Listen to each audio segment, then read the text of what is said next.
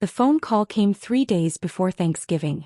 I was in my apartment, reviewing quarterly reports from my investment portfolio, when Mom's number appeared on my screen. "Melissa, sweetheart," she began, and I already knew from her tone that this wasn't going to be pleasant. "About Thanksgiving this year." I set down my tablet and waited. "Your father's business partner, Gerald Westbrook, is joining us for dinner. You remember Gerald, don't you? He owns Westbrook Development Group." "I remember," I said quietly. "Well, Gerald is finally considering bringing your father on as a full partner. This is everything your father has worked toward for 15 years. It's a life-changing opportunity." She paused. "Gerald has very traditional views about family. Professional success, proper education, that sort of thing. He's bringing his son Trevor, who just graduated from Wharton." I knew exactly where this was heading. "And you think I should skip Thanksgiving?" I said. "It's just this one year, sweetheart. Gerald thinks we're a certain type of family. Having you there would ruin everything Dad's worked for. You understand, don't you? It's not personal. It's just business." I looked at my laptop screen where the Westbrook Development Group file was still open. $2.6 million invested 18 months ago through my anonymous LLC Horizon Capital Ventures. Gerald had no idea his mysterious angel investor who had saved his commercial real estate project was his business partner's disappointing daughter. "I understand," I replied calmly. "You're such a good daughter. We'll do something special, just the three of us, next weekend. Maybe that Italian place you like." After we hung up, I sat in silence for a moment. Then I opened my email and typed a message to Richard Chin, my wealth manager at Silverton Investment Management. "Richard, please initiate withdrawal of all capital from Westbrook Development Group, effective immediately. Cite standard portfolio rebalancing as the reason. Ensure all documentation is processed by Friday morning." I hit send and set my phone down. Then I ordered Thai food and put on a movie. I'd always been the family disappointment. My older brother Marcus was the golden child. Harvard MBA management consultant, married to a lawyer, 2 perfect children. He wore tailored suits and played golf with clients. He was everything my parents wanted. Then there was me. I'd gone to State University instead of an Ivy League school. I'd majored in computer science and mathematics, which my mother thought was too technical for a woman. I'd graduated with honors, but without the prestigious name on my diploma, it didn't count in my family's eyes. After college, I'd moved to a small apartment downtown and started working as a software developer. My parents told people I was trying to find myself, or that I was working in computers, said with the same tone they might use to describe someone working at a gas station. What they didn't know was that I'd been teaching myself quantitative trading and investment analysis since my junior year of college. What they didn't see was that I'd turned my modest starting salary into something substantial through careful algorithmic trading and strategic angel investments in early-stage tech companies. By 25, I'd made my first million. By 28, I had $8.7 million in liquid assets and investments. By 31, which was now, I was managing a portfolio worth $47 million through my anonymous LLC Horizon Capital Ventures. I specialized in distressed commercial real estate and struggling tech companies with strong fundamentals. I bought in as a silent partner, helped stabilize operations, and either held for dividends or sold at significant profit. I lived simply. Same apartment, modest car, no flashy jewelry. I'd learned early that visible wealth attracted the wrong kind of attention, especially from family who had spent years telling me I'd never amount to anything. My parents thought I was barely scraping by. They'd stopped asking about my job years ago, having decided that my computer work was just a phase before I settled into something more appropriate, like teaching or nonprofit administration. Marcus knew I worked in tech but assumed I was some mid-level employee going nowhere. At family dinners, he'd occasionally offer to put in a word for me at his firm as if I needed his charity. I never corrected them. Their dismissal had become my protective shield. I'd first learned about Gerald Westbrook and his development company 2 years ago during a family dinner. Dad had been excited, explaining how he'd been invited to join Westbrook Development Group as a senior associate. If I prove myself, Gerald might bring me on as partner in a few years. Do you know what that would mean? 6-figure partnership distributions. Real prestige in the commercial real estate world. Mom had beamed with pride. Marcus had congratulated Dad and started offering business advice. I'd said nothing and quietly researched Westbrook Development Group that night. What I found was interesting. Gerald Westbrook had built a solid reputation in commercial real estate development over 2 decades. He specialized in converting struggling retail properties into mixed-use spaces: apartments, offices, boutique retail. Smart business model. But 18 months ago he'd overextended. He'd acquired 3 properties in the downtown corridor right before the market shifted. His traditional investors had gotten cold feet. The projects were solid, but he needed capital to weather the transition period. That's when Horizon Capital Ventures had made contact. Through Richard Chin, my wealth manager, I'd offered $2.6 million in angel funding. The terms were favorable. I wanted good returns, not to cripple him. In exchange, I'd requested quarterly financial reports and the right to withdraw capital with 30 days' notice if certain benchmarks weren't met. Gerald had gratefully accepted. The mysterious Horizon Capital Ventures had saved his flagship project. For 18 months, I'd watched my investment stabilize his company. The quarterly reports showed steady progress. The downtown properties were now 73% leased and generating positive cash flow. My investment had appreciated to approximately $3.4 million in current value.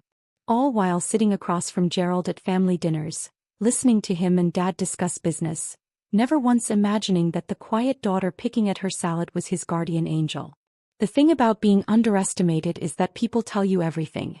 Over the past 2 years, I'd heard countless details about Westbrook Development Group at family dinners.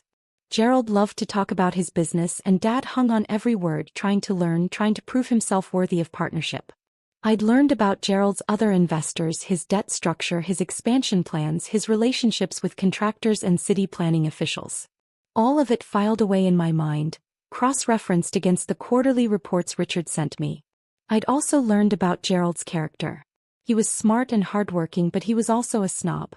He judged people by their educational pedigree, their professional titles, their appearance. He'd made dismissive comments about people he deemed beneath his standards. He valued image over substance. And he valued my father primarily as someone who made him look good. A loyal employee who managed projects efficiently and never challenged him. The partnership Dad dreamed about. I'd seen the financial projections. Gerald could afford to bring on a partner, but he'd been dangling that possibility for 2 years without moving forward. It was a carrot he used to keep Dad working extra hours without extra compensation. I'd watched my father sacrifice weekends, miss family events, and stress over projects, all chasing a partnership that Gerald had no real intention of offering. But I'd said nothing. It wasn't my place to interfere, I'd told myself. Dad was an adult making his own choices. Until Mom called and told me not to come to Thanksgiving because I would ruin everything Dad's worked for. That changed things. Wednesday morning, Richard Chin called me. "Melissa, I've processed the withdrawal notification to Westbrook Development Group. As per the investment agreement, they have 30 days to return the principal plus accrued interest. I've cited standard portfolio rebalancing. The documentation has been sent to Gerald Westbrook's office." "Thank you, Richard. May I ask, is there a problem with the investment?" The last quarterly report showed strong performance. "No problem with the investment," I said. "Just time to move capital elsewhere." "Understood. I'll keep you updated on their response." I spent Wednesday working from home, analyzing potential investments in a struggling logistics company. Around 3 p.m. my phone rang. "Hi, Mom." "Melissa." She sounded breathless. "Something terrible has happened. Gerald received notice that his angel investor is pulling out. $2.6 million. He's devastated. Your father is trying to help him figure out what to do." "That's unfortunate," I said calmly. "The timing couldn't be worse. Gerald is so stressed. We're still having Thanksgiving tomorrow, but it's going to be tense. I'm so glad you're not coming. It would just be awkward with everyone so worried about business." "I'm sure it will work out," I said. "I hope so. Your father is beside himself. Anyway, I need to go help prepare. I'll call you this weekend." After she hung up, I returned to my analysis. Thursday morning, I went to my favorite coffee shop and worked on my laptop. Around noon, I ordered Indian takeout and brought it back to my apartment. My phone buzzed with a text from Marcus. "Parents' place is tense. Gerald's investor bailed. Dad's freaking out." I didn't respond. At 2 p.m. my phone rang. Dad. I considered not answering, then picked up. Hi, Dad. Melissa. His voice was strained. I know you're not here today, but I need to ask you something. Do you know anyone with investment capital? Anyone at your company maybe? Why do you ask? Gerald's angel investor just pulled $2.6 million. It's a disaster. The investment was crucial for maintaining cash flow during the lease-up phase. Without it, he might have to sell one of the properties at a loss, maybe even two. It could destroy everything we've built. That sounds serious. I know this is a long shot, but you work in tech, right? Do any of your colleagues invest? Do you know anyone who might be interested in commercial real estate? Gerald is offering excellent terms. I let the silence stretch for a moment. I'll think about it, I said finally. Thank you, sweetheart. I know this isn't your world, but any connection you might have would help.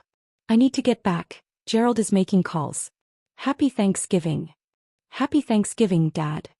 I set my phone down and ate my sog painter. Friday morning, Richard called again. Melissa, I've received several calls from Westbrook Development Group. Gerald Westbrook himself called, then his CFO, then his attorney. They're asking if there's any way to negotiate keeping the capital invested. They've offered improved terms, higher returns, various incentives. What did you tell them? That Horizon Capital Ventures is reallocating its portfolio and the decision is final. As per the agreement, they have 30 days to return the capital. Good. Maintain that position. Understood. They seem quite desperate. The CFO mentioned something about having to liquidate properties if they can't secure replacement funding. Not my concern, I said. They'll figure it out. Of course. I'll keep you informed. Friday afternoon, Mom called. Melissa, your father is in crisis mode. Gerald is trying to find replacement investors, but it's difficult on such short notice. The timing is just horrible. She paused. Dad mentioned he called you yesterday asking about connections? He did. And, do you know anyone? I said I'd think about it. Sweetheart, this is really important. If Gerald's company suffers, it could affect Dad's position. He might not get the partnership. He might even lose his job if things get bad enough. I let that sit. I'll see what I can do, I said finally. Thank you. I know you don't really understand business at this level, but any help would mean the world to your father. After we hung up, I opened my laptop and began drafting an email. Monday morning, I sent an email to Richard Chin. Richard, please schedule a meeting with Gerald Westbrook for Wednesday at 2 p.m. Location: Silverton Investment Management Offices, Conference Room B. Tell him that a representative from Horizon Capital Ventures will be attending to discuss the capital withdrawal and potential future investment opportunities. Do not reveal my identity in advance. Richard called me 30 minutes later. Melissa, are you sure about this approach? Completely sure. Gerald Westbrook jumped at the meeting opportunity. He thinks this is a negotiation to keep the funding. He has no idea. Perfect. I'll see you Wednesday at 1:45. This is going to be quite a shock for him. Yes, I said. It is. Tuesday evening, Dad called. Melissa. Incredible news. Gerald got a meeting with his angel investor. The mysterious Horizon Capital Ventures is finally willing to meet in person. They've never done that before. Everything's always been through intermediaries. Gerald thinks he can convince them to keep the money invested. That's good, I said neutrally. He's preparing his pitch all day tomorrow. This could save everything. I've been helping him pull together updated financial projections and presentations. If he can convince them, the partnership might still happen. I hope it works out for you, Dad. Thanks, sweetheart. I'll let you know how it goes. Wednesday at 1:45 p.m., I walked into Silverton Investment Management wearing a tailored navy suit, my hair pulled back professionally. I'd spent the morning reviewing every document related to the Westbrook investment. Richard met me in the lobby. He's already here. Arrived 30 minutes early. He's nervous. Good. Melissa, I have to say, in 20 years of wealth management, I've never seen anything quite like this. It's just business, Richard. He smiled slightly. Of course. We walked to Conference Room B. Through the glass wall, I could see Gerald Westbrook sitting at the large table, papers spread before him, typing frantically on his laptop. He wore an expensive suit and kept checking his watch. Richard opened the door. Mr. Westbrook, thank you for your patience. Gerald stood immediately, his hand extended, his professional smile in place. Then he saw me behind Richard and his expression flickered with confusion. Gerald, Richard said smoothly, I'd like you to meet the principal of Horizon Capital Ventures. This is Melissa Chin. He paused. Apologies. Melissa Reynolds. I stepped forward and extended my hand. Hello, Gerald. I don't believe we've been formally introduced in a business context, though we have met several times at my parents' home. The color drained from Gerald's face. You're Melissa? He looked at Richard, then back to me. Tom's daughter Melissa? That's correct. I gestured to the chairs. Please sit. I understand you wanted to discuss the capital withdrawal. Gerald sat slowly, looking like he'd been hit with a brick. I don't understand. Your Horizon Capital Ventures. I'm the principal, yes. I established the LLC 7 years ago for private investment management. But you work in computers. You're a software developer and quantitative analyst, I finished. I also manage a $47 million investment portfolio. Westbrook Development Group represents approximately 5.5% of my current holdings. Gerald's mouth opened and closed. He looked at his presentation materials spread across the table, then back at me. Does Tom know? He asked finally. No. My investment activities are private. I prefer to maintain anonymity, which is why Horizon Capital Ventures exists. I generally find it more efficient when people evaluate my investments on merit rather than on their preconceptions about my age, gender, or family connections. Richard took a seat beside me and opened his tablet. Shall we discuss the withdrawal? Gerald seemed to shake himself. Yes, I prepared a presentation about why you should reconsider. The properties are performing ahead of projections. Occupancy is up. Revenue is. I've seen the quarterly reports, I interrupted calmly. The investment is performing well. That's not why I'm withdrawing capital. Then why? Gerald's confusion was giving way to desperation. If it's the returns, I can offer better terms. If it's the timeline, I can restructure. Just tell me what you need. I opened my own folder and removed a single sheet of paper. Last Tuesday, my mother called and told me not to attend Thanksgiving dinner at my parents' home. She explained that you were considering bringing my father on as partner, and that you have traditional views about family. She said that having me there would ruin everything my father has worked for because I'm not the kind of daughter who reflects well on a certain type of family. Gerald's face went from pale to gray. I was told to skip Thanksgiving so you wouldn't know about me. The disappointing daughter who went to state university, who works in computers, who doesn't fit your standards of professional success. Melissa, I didn't. You didn't know I existed in a professional capacity, I said quietly. You knew I existed as Tom's embarrassing daughter who wasn't worth meeting. The one who didn't merit a seat at the table when important people were present. Gerald opened his mouth but no words came. For 18 months I've been your anonymous angel investor. I saved your flagship project when your traditional funding sources abandoned you. My capital gave you the runway to weather the market transition. My $2.6 million investment is now worth approximately $3.4 million. You've made money. I've made money. It's been a good investment. Then please. But I don't invest in people who think I'm worthless. I don't fund companies run by people who judge others by their educational pedigree and professional image rather than by their actual capabilities. And I certainly don't financially support people who consider me too embarrassing to be in the same room with. The silence in the conference room was absolute. The withdrawal stands, I said. You have 30 days as per the contract. Richard will coordinate the logistics. Gerald's hands were shaking. Melissa, I never said those things to your mother. I never told Tom that you shouldn't attend Thanksgiving. I pulled out my phone and opened a recording app. I took the liberty of recording my mother's call. It's legal in this state with one-party consent. Would you like to hear it? I pressed play. Mom's voice filled the room. Gerald thinks we're a certain type of family. Having you there would ruin everything Dad's worked for. I stopped the recording. My mother didn't invent those concerns out of nowhere. They came from somewhere. Either you expressed those views or my father did, anticipating your views. Either way, Your company benefited from my mother's willingness to exclude her own daughter to protect a business relationship. Gerald looked like he might be sick. The partnership you've been dangling in front of my father for 2 years? I continued. I've seen your financial projections. You can afford a partner. You've been using the possibility as leverage to get extra work from my father without additional compensation. That's your business decision to make. But it tells me something about your character. I stood. Richard stood with me. The $2.6 million will be returned to Horizon Capital Ventures within 30 days. If you need to sell a property to raise the funds, that's your decision. I would recommend the Riverside Commons property. It has the most liquidity. Melissa, please. Gerald stood, his professional composure completely shattered. I need that capital. If I have to sell now, I'll lose money. It could damage my relationships with other investors. It could affect your reputation? I said. Yes, I imagine it will. Word travels in investment circles when an angel investor pulls out.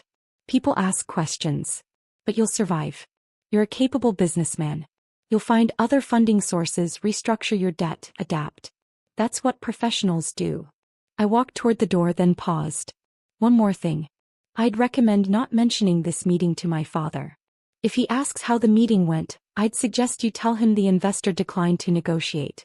He doesn't need to know who the investor was. He's already under enough stress, worried about his job and the partnership you're never going to give him. Gerald said nothing. Happy Thanksgiving, Gerald, I said quietly. I hope it was worth it. Richard and I left the conference room. That evening, Dad called. Melissa, it's terrible news. Gerald's meeting with the investor didn't go well. They're pulling the money. He's going to have to sell at least one property, maybe 2. Everything we've worked for is falling apart. I'm sorry to hear that, Dad. Gerald is devastated. I've never seen him like this. He keeps saying he made a terrible mistake but won't explain what he means. Dad's voice cracked. I think the partnership is dead. I think I might even lose my job if the company downsizes. I let him talk, listening to his stress and disappointment. Dad, I said finally. Can I ask you something? Whose idea was it that I skip Thanksgiving? Silence on the other end. What do you mean? Did Gerald specifically say he didn't want me there? Or did you and Mom decide to exclude me because you were worried about what he'd think? More silence. Melissa, it wasn't like that. We just thought. You thought I was an embarrassment.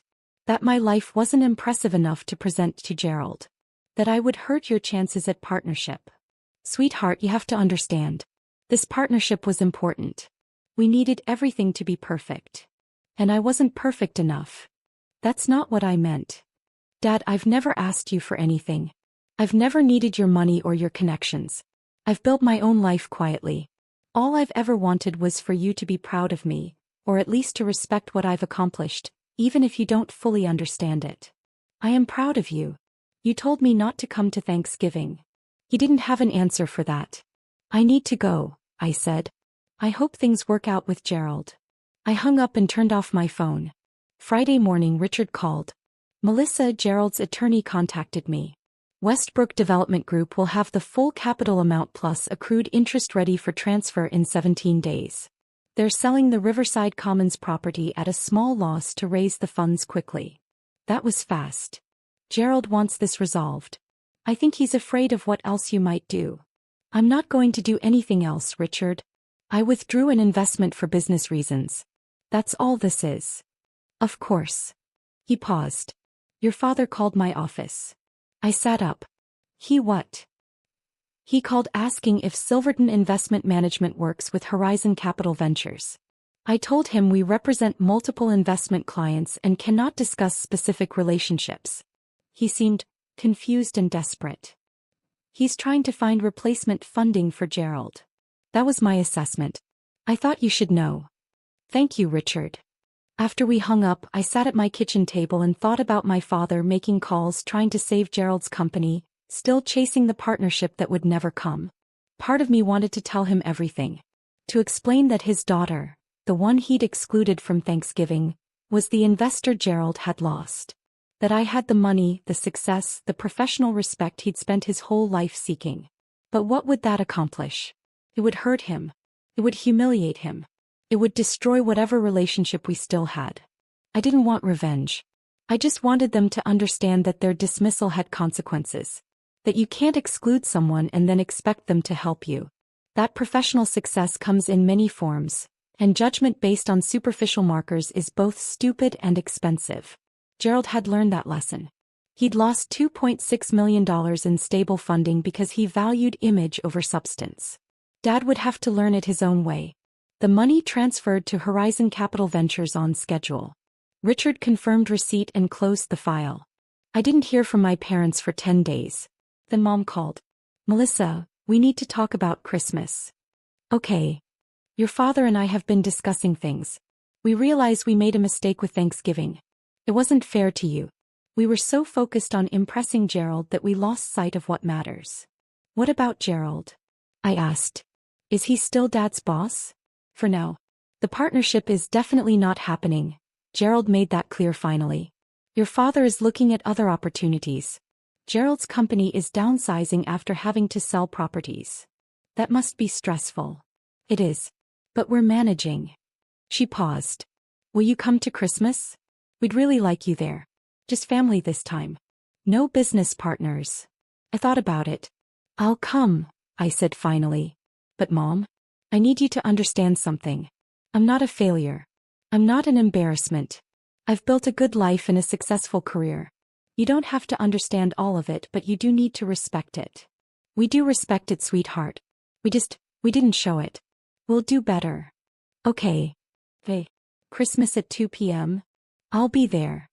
I arrived at my parents' house at 2 p.m. on Christmas Day. Marcus was there with his family. Everyone seemed subdued. Dad hugged me at the door. Glad you came, sweetheart. Me too. Over dinner, Marcus talked about his consulting projects. His wife discussed her cases. Their kids showed me their new toys. I mostly listened, contributing occasionally. Then Dad asked, "How's work going for you, Melissa? We realized we haven't really asked about your job in a while." Everyone looked at me. It's going well, I said. I'm working on some interesting projects. Still at the same company? I freelance now. More flexibility. That must be nice. He seemed like he wanted to ask more but didn't know how. We ate in relative peace. No one mentioned Gerald. No one mentioned partnerships or Thanksgiving or investors pulling funding. Later, as I was leaving, Dad walked me to my car. Melissa, he said. I'm sorry about Thanksgiving. I'm sorry about a lot of things.